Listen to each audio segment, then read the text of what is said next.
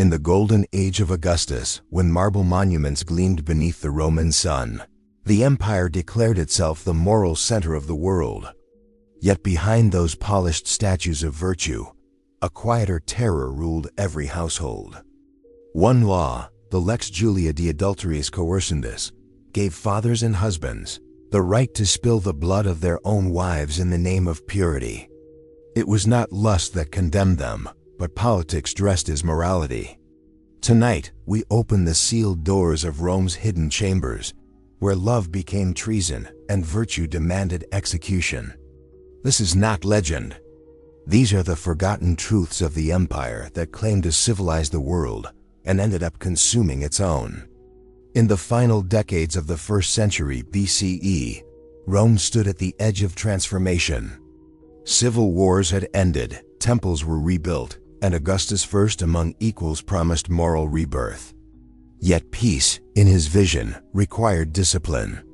The republic had rotted, he said, because families had grown weak. Desire, luxury, and womanly freedom were to blame.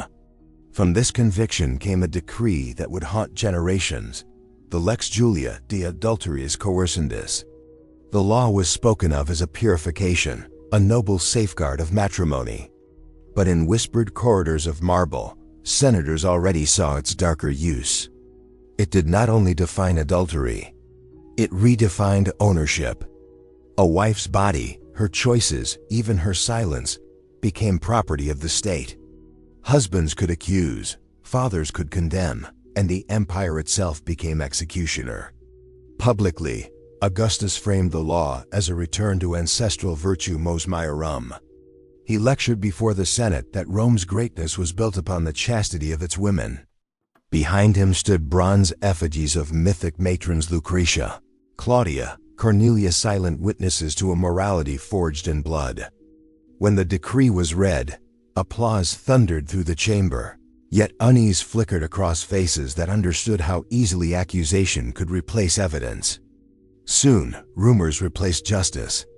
In the Subura, the crowded heart of the city, slaves whispered that spies lingered outside the doors of noble villas, listening for sounds of sin. Scribe recorded gossip as testimony. A glance, a letter, a slave's confession, any could condemn a woman. Men of power smiled behind their togas. The law offered a weapon polished in righteousness. For Rome's women, fear became routine. Matrons rehearsed innocence like prayer. Servants were bribed to guard secrets, and fathers reminded daughters that reputation was life itself. Punishment varied by class. The poor were flogged or exiled to islands. The noble were granted the mercy of suicide. Death was preferable to disgrace. Historians would later describe the law as moral reform. But in the year it was born, its effect was immediate. Families fractured. Alliances shifted, inheritances changed hands overnight. Augustus had crafted more than legislation. He had engineered obedience through shame. Among the noble houses on the Palatine Hill, the Severini family celebrated the decree with a feast. Senator Gaius Severinus raised a cup of Falernian wine, praising the emperor for restoring order. His wife, Livia Severina, sat beside him, her eyes lowered as custom required. To guests, she appeared the image of Roman virtue, quiet, adorned, compliant. Yet behind her calm, she felt the cold breath of the new law settle around her throat like an invisible collar. Outside the banquet hall, torches flickered against stone walls carved with the faces of ancestors. The same ancestors who once fought for the Republic now watched their descendants trade freedom for piety. Servants cleared the tables. Musicians played hymns to Venus turned chaste under imperial command. When the music faded, an uneasy silence lingered, the hush of citizens learning to fear their own desires. In the days that followed, scrolls bearing the Lex Julia were nailed to the forum walls. The wax seals glistened under the sun, announcing virtue's triumph. But beneath the shining decree lay something ancient and primal: control through terror. Rome had clothed its cruelty in sanctity, and every home became a tribunal waiting to happen. The empire would soon discover that the blood required to preserve virtue was its own. The Severini villa overlooked the Forum like a monument to loyalty. Its marble columns bore the marks of 3 generations of service to Rome. Yet within those walls, whispers had begun to rot the stone. Livia Severina, wife of Senator Gaius Severinus, embodied everything Augustus demanded of Rome's women: measured, graceful, silent. She had given her husband an heir and kept her composure through years of political deceit. But virtue, in Rome, was never protection. It was a weapon sharpened in men's hands. Her betrayal began not with sin, but with convenience. A single slave, Lucius, was seized after being caught selling stolen wax tablets in the market. Under torture, he confessed to anything demanded of him, and the interrogator, seeking reward, asked if his mistress ever received letters from men. The answer was yes. The letters, he said, were written by Elius Varro, a poet and former soldier now fallen from favor. The accusation reached Gaius Severinus before sunset. For weeks, his position in the Senate had been uncertain. Rivals mocked his stagnant influence. But the Lex Julia had offered him a path to redemption: public virtue at private cost.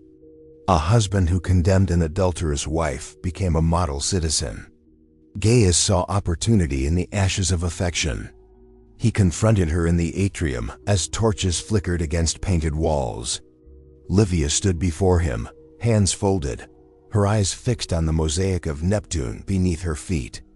He read the accusation aloud as though performing scripture. The air thickened with incense and humiliation. When he finished, she said only, "You know the truth, Gaius, and you know why this was made for you." He turned away, unwilling to hear the echo of conscience. Later that night, he summoned 2 witnesses and signed the formal complaint. The ink trembled slightly where his hand hesitated, but the seal closed like a blade. By dawn, the city already murmured. Rome loved scandal cloaked in morality. Neighbors watched from balconies as soldiers marched through the narrow streets toward the Severini villa. Livia was ordered to veil herself and follow. Her son, Marcus, then only 10 years old, clung to her robe until a guard tore him away. The boy's scream faded into the morning's clamor of carts and vendors. As she was led through the Forum, men shouted verses about purity. Some spat, others wept. Women turned their faces away, not in disgust, but in recognition. They knew that today's spectacle could be tomorrow's mirror. At the tribunal gates, her husband waited in ceremonial armor. When she stepped from the carriage, he did not meet her eyes. To accuse was his duty. To pity would be treason against his own survival. Livia raised her head, the veil slipping slightly to reveal a calm expression carved from disbelief. Even then, she looked less like a sinner than a statue condemned for being human. The guards escorted her into the Hall of Justice, where marble statues of goddesses lined the walls, mute witnesses to the empire's hypocrisy. The crowd hushed as a herald announced her crime. Her name, once spoken in reverence at banquets, now echoed as a warning. That night, as torches dimmed and the gates closed behind her, the empire congratulated itself for defending virtue. But in one quiet corner of Rome, a child refused to sleep, whispering his mother's name into the darkness, afraid that the city itself might swallow it forever. The Tribunal of Virtue, as the Senate called it, was no more than a theater carved from marble and fear. Here, beneath frescoes of divine judgment, the empire paraded its sinners. The accused stood before a panel of men whose virtue was measured not by purity, but by allegiance. Justice in this chamber had long since ceased to be blind. It now watched every tremor of a woman's breath. Livia Severina entered through the bronze gates at dawn. Shackled not by chains, but by the weight of accusation, she moved with the poise of someone who understood that dignity could outlive the body. Her veil had been taken, her jewelry confiscated. What remained was the face of a Roman matron stripped of privilege, yet clothed in defiance.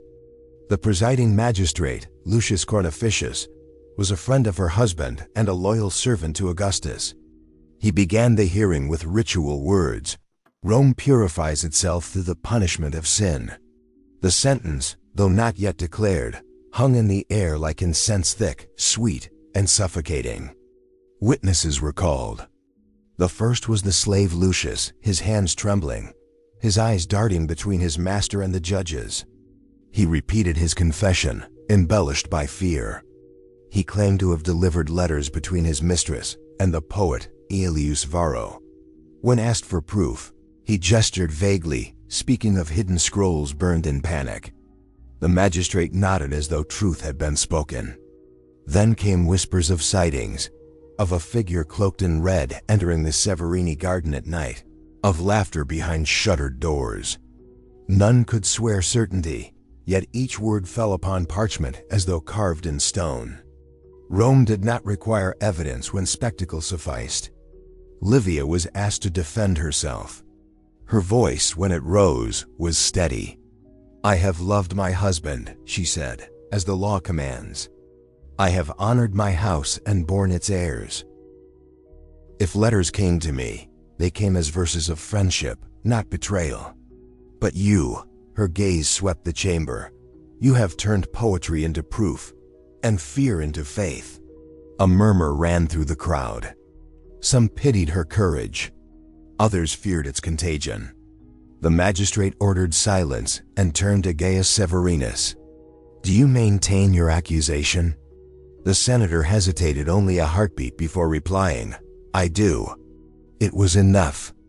The magistrate raised the wax tablet, pressed his seal upon it, and spoke the sentence decreed by the Lex Julia: banishment to Pandateria, an island prison surrounded by the blackest sea, where Rome sent its inconvenient women to vanish. The hall erupted not with applause, but with the low hum of approval that follows a ritual well performed.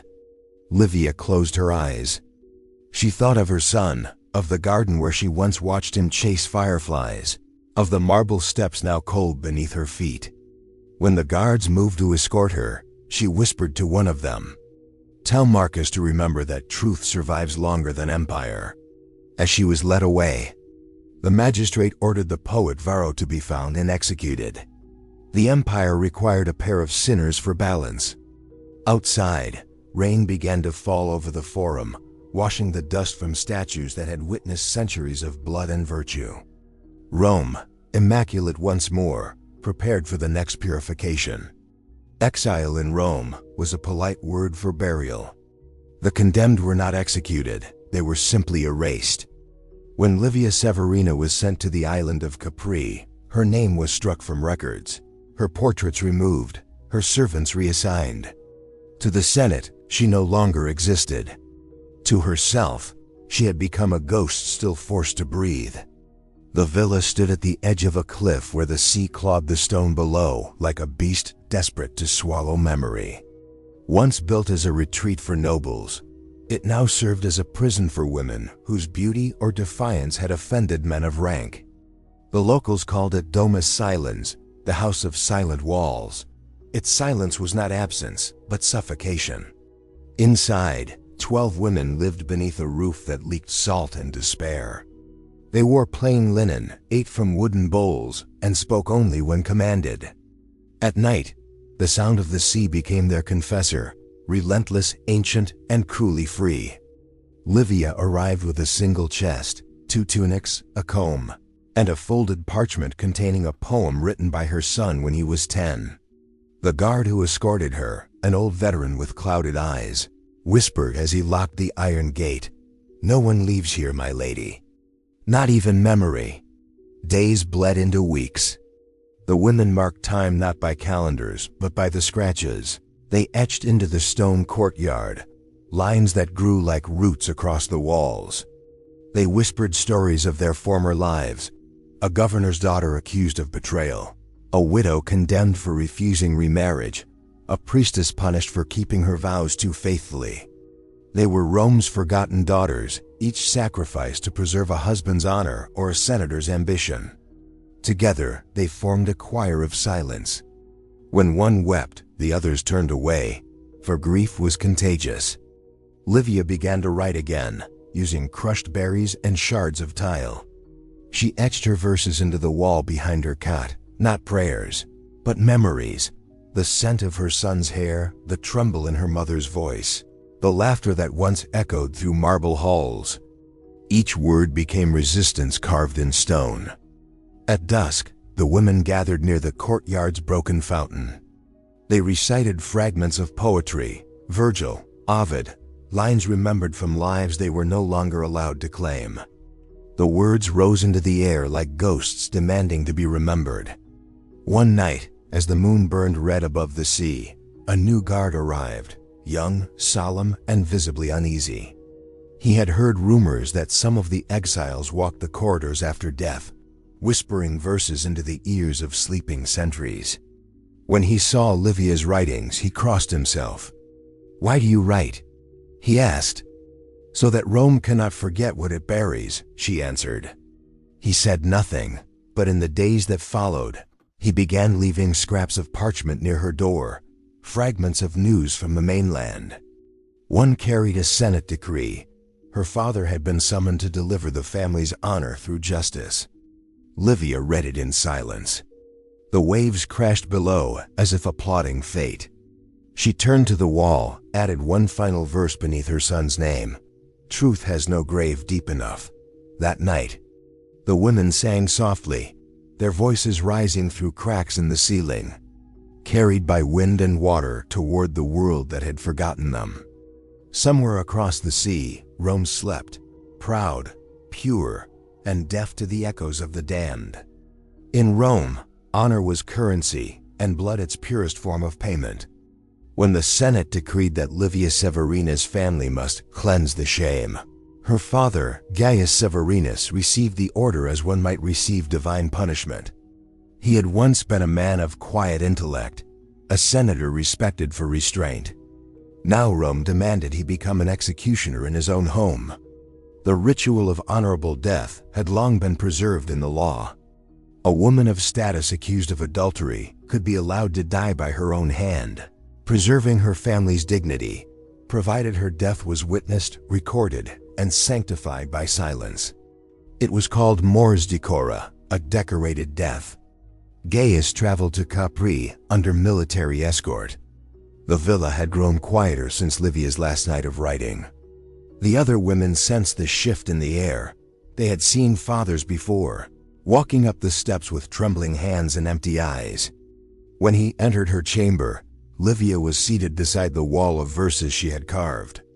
The light from a single oil lamp cast her shadow across the words, as though her spirit had already joined them. "My daughter," he said, his voice breaking beneath years of duty. She looked at him without fear. "They sent you to finish what they began. The Senate demands honor." "The Senate demands obedience," she corrected softly. He turned away, unable to meet her eyes.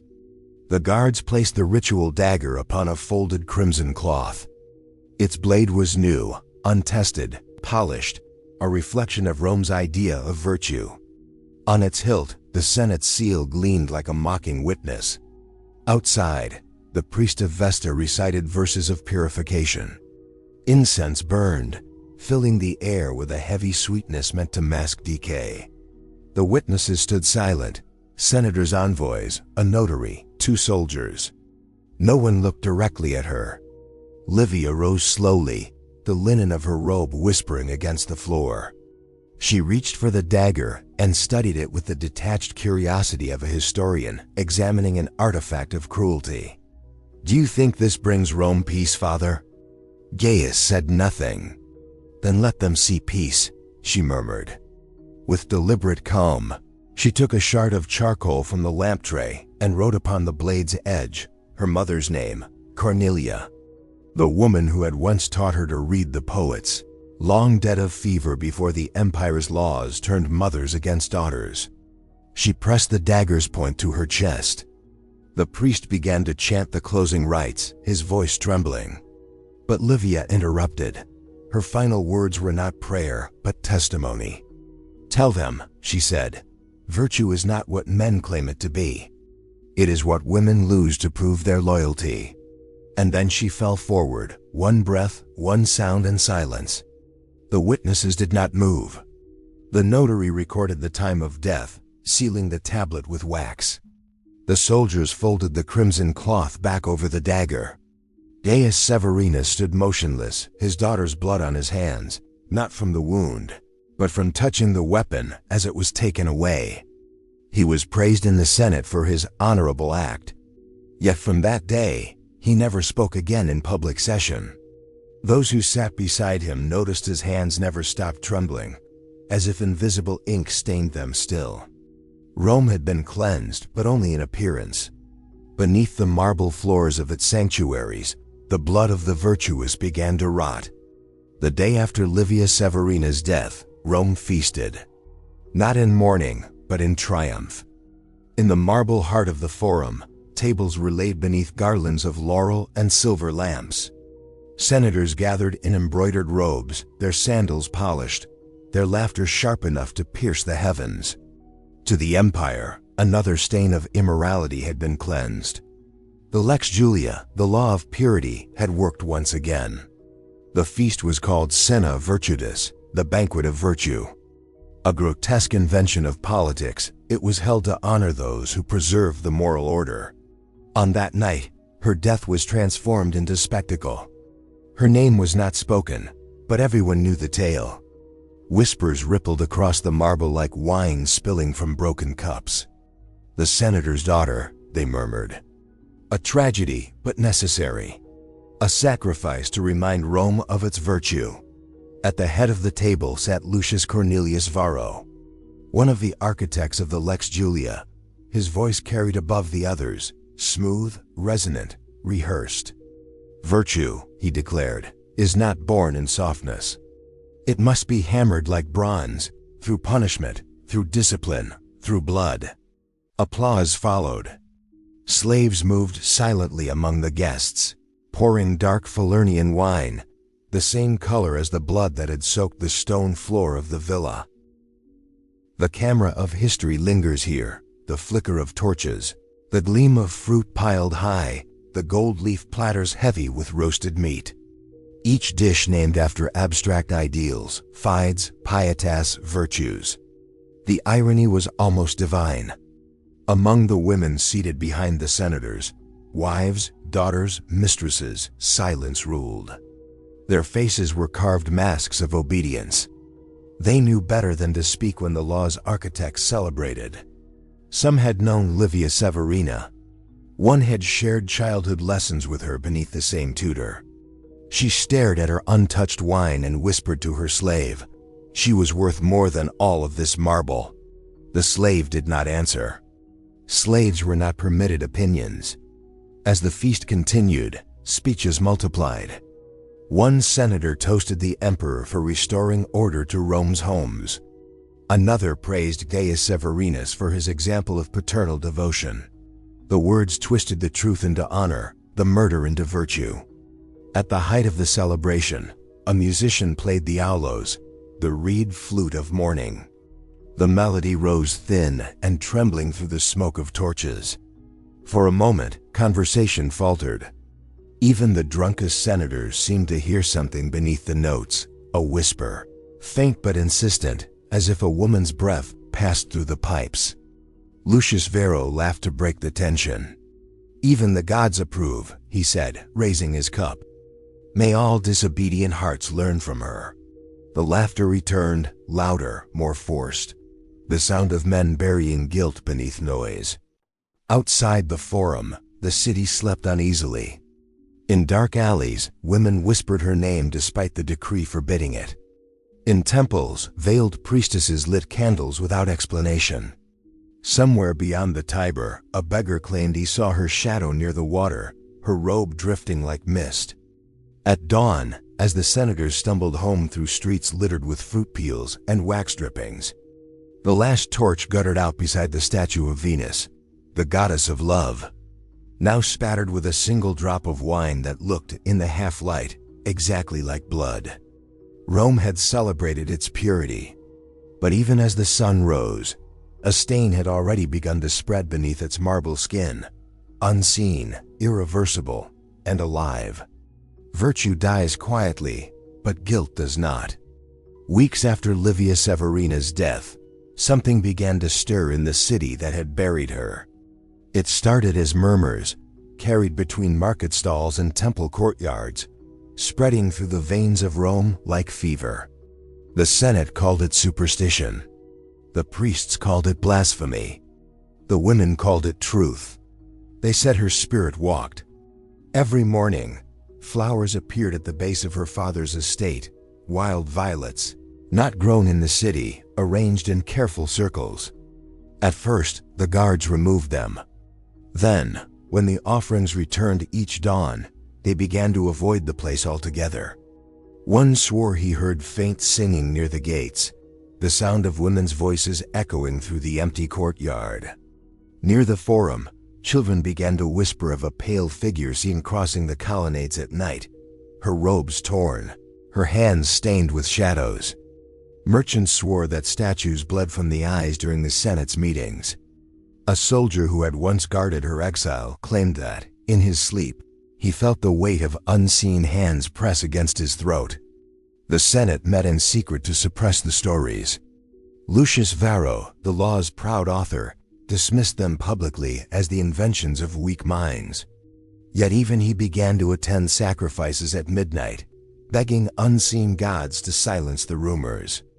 In the Subura, Rome's crowded heart of poverty and passion, women gathered in candlelight. They whispered her name as prayer, tracing invisible symbols in ash. To them, Livia Severina was not a ghost of vengeance, but a martyr of truth.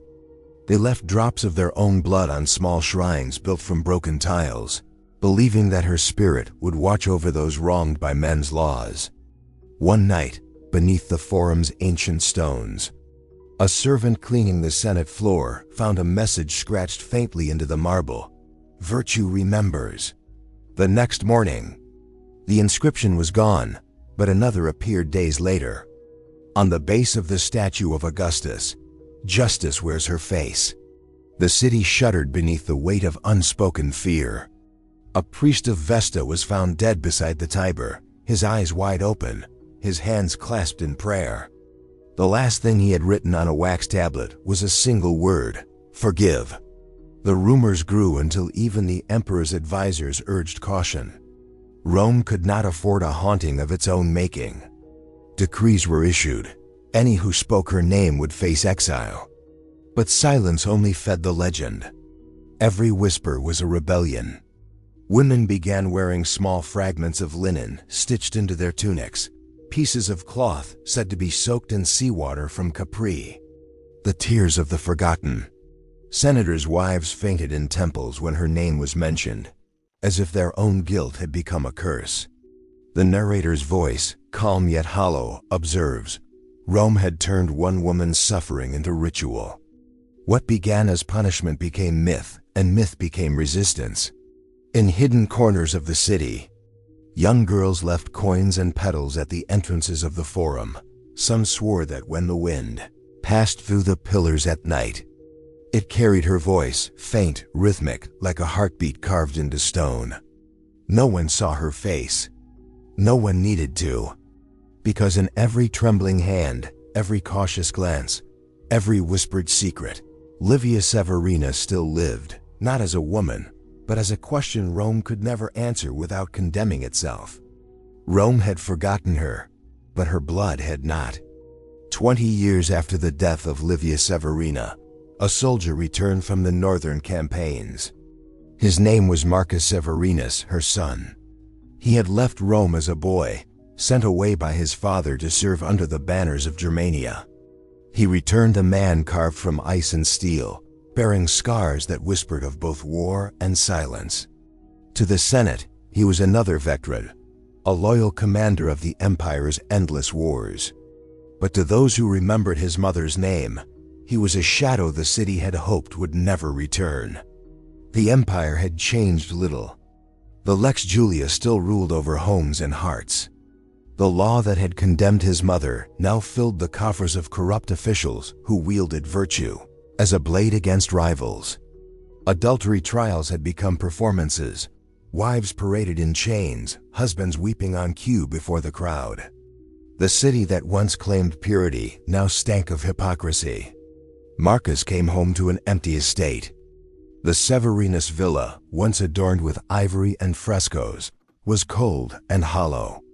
His father, Gaius, long dead, found lifeless at his desk years after Livia's execution. A wax-sealed dagger laid beside him like a confession. In the study, Marcus found a small chest bound in faded leather. Inside were fragments of parchment, his mother's writings, smuggled from exile by a sympathetic guard. The ink was weak, the letters shaky, yet her words pulsed with life. They will call it virtue. But remember, my son, virtue built on cruelty is rot wrapped in gold. He read the verses carved into the walls of her cell, copied carefully by the same guard who had pitied her. Line after line bled into his mind until her voice became his own conscience. That night, as thunder rolled over the Tiber, Marcus stood before the household altar. The flame trembled, as though afraid of what was about to be born. He lifted the dagger, the same blade his mother had used. Its edge, though dulled by time, still gleamed with accusation. He whispered her name once. Just once. And in that moment, the silence of 2 decades shattered. He began to attend the Senate's public hearings, watching from the shadows as men debated morality over cups of wine. He saw Lucius Varro's heirs speaking of virtue with the same rehearsed fervor. He saw women condemned on whispers alone. He saw the same rituals, the same hypocrisy, repeated like a curse carved into the empire's bones. Each night, he walked the streets of Rome, the same streets where her name had once been forbidden. And everywhere, he saw traces of her rebellion, symbols etched into doorways, flowers left beneath statues, lines of poetry written in chalk before dawn. The ghost of Livia Severina had not vanished. She had multiplied. Marcus understood then. His war was not over. The son of the condemned would not wield a sword this time, but a law, the same law that had destroyed her. In the months that followed, whispers returned to the forum. A mysterious advocate bringing accusations of adultery against powerful senators, manipulating the same decrees they had created. Each case ended in disgrace, exile, or suicide. The empire did not know his face, only his voice, calm, methodical, precise. But among the women of Rome, they began to speak his name with a strange reverence.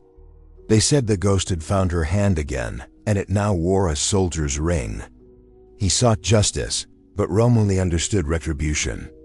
By the time Marcus Severinus began his quiet war, the empire had long forgotten what virtue meant. The same law that once condemned his mother now hung like a blade over those who had created it. Marcus knew its every clause, every loophole, every Latin flourish meant to sound holy while hiding rot. He became the law's mirror, cold, unyielding, and merciless. Under a false name, he joined the ranks of legal scribes serving the Praetorian tribunal. From behind curtains and shadows, he rewrote petitions, forged testimonies, and slipped anonymous accusations into the hands of the city's moral enforcers. The Senate, bloated with hypocrisy, devoured his work eagerly, not realizing the venom came from their own cup.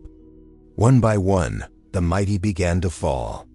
A consul accused of sharing wine with his brother's wife. A priest caught whispering to a temple maiden after dark. A general whose letters revealed affection for a widow. Each scandal sparked new trials, new spectacles of public humiliation. The same men who once judged others now stood stripped of their togas, pleading for mercy beneath the marble gaze of their gods. Marcus watched from the shadows as the city trembled under its own laws. He did not need to lift a sword. He only had to speak their language.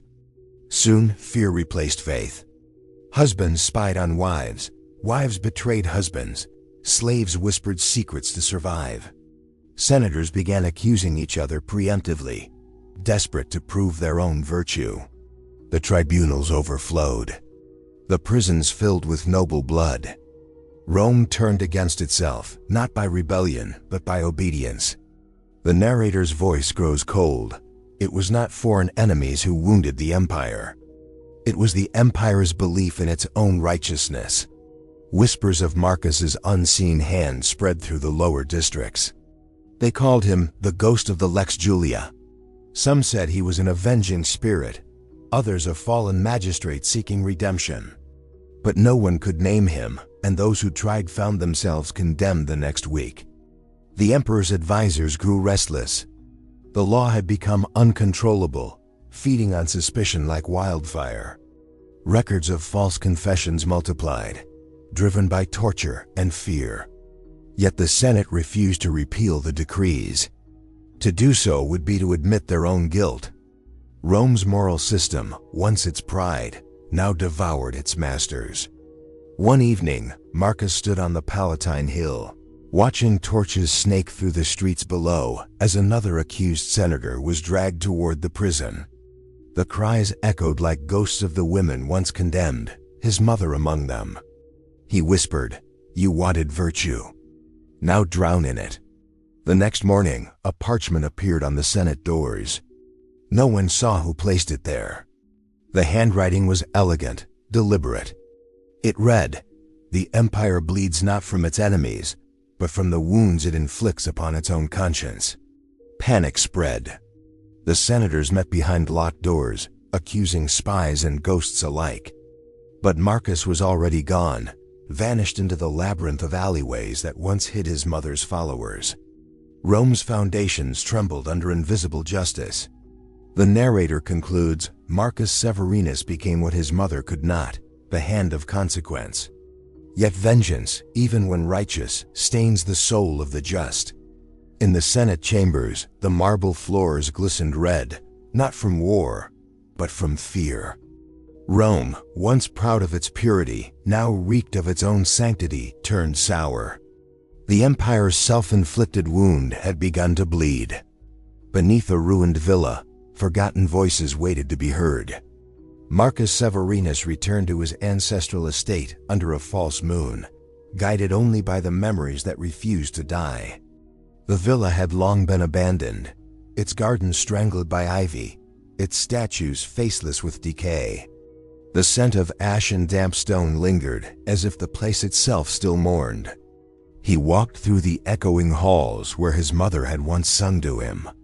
Her laughter, once soft and alive, now existed only in the tremor of candlelight on cracked mosaics. Rome had erased her name, her likeness, her story, but the walls, he believed, still remembered. In the eastern wing, hidden behind a collapsed corridor, Marcus discovered a narrow passage sealed by rubble. He cleared it with his bare hands, bleeding and trembling. The air that escaped was thick, ancient, heavy with silence. Torchlight revealed a stairwell spiraling downward into darkness. At the end lay a chamber. Its walls shimmered faintly with traces of salt and soot. As his torch flared, Marcus saw carvings, hundreds of them, etched deep into the stone.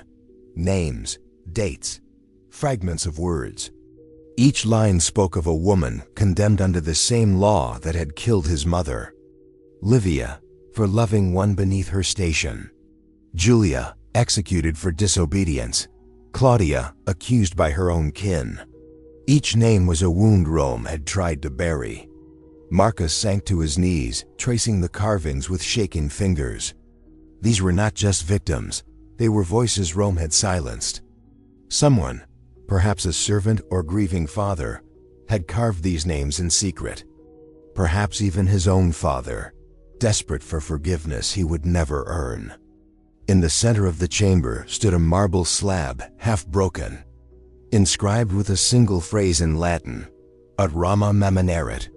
Let Rome remember.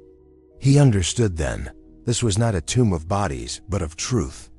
Taking his dagger, Marcus pressed its edge against his palm and let the blood drip onto the stone. With that same blood, he carved a final name beneath the others, Severina. Her name glowed faintly in the torchlight, as if the walls themselves recognized her return. He whispered, "You are home, mother." Then, with slow, deliberate hands, he sealed the chamber. He melted wax from his torch, dripping it across the stone doorframe.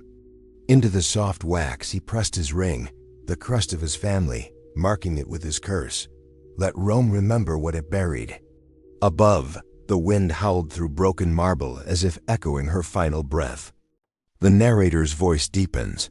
In that act, Marcus did not seek vengeance, but restoration. He gave the forgotten their graves, and the guilty their reflection. As dawn broke, Marcus walked away from the villa for the last time.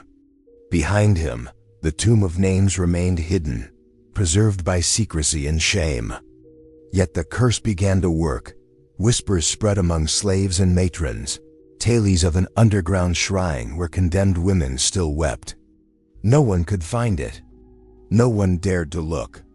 But in Rome's heart, guilt began to stir. The city that prided itself on purity had buried its own soul beneath stone. And Marcus Severinus, the ghost of justice, had given it a voice. Empires fear remembrance more than rebellion. When whispers reached the Senate of a chamber carved with the names of condemned wives, Rome's rulers reacted not with sorrow, but with dread. It was not the dead they feared, it was the proof that those they destroyed had left behind something eternal.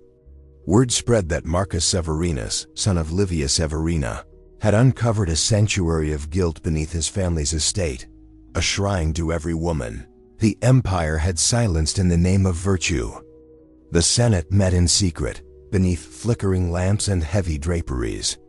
Old men muttered of sedition, of curses carved in wax and blood.